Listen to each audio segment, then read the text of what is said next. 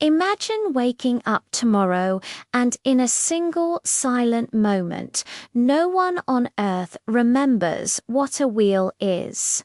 Our world, built on motion, grinds to a halt. Highways are frozen graveyards of steel. Trains sit motionless on their tracks.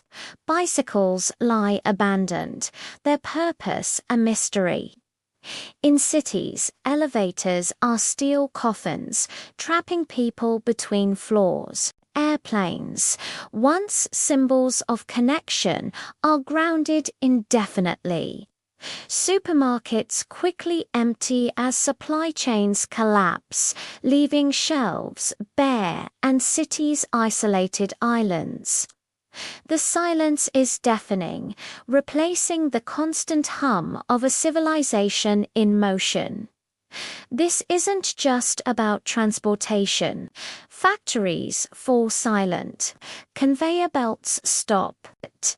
The gears that power our world, from giant industrial turbines to the tiny components inside a hospital ventilator, cease to turn. Power grids flicker and fail. Without rotation, civilization as we know it begins to crumble. What would we do next? And how long would it take to rediscover the simple, perfect circle that moves us all?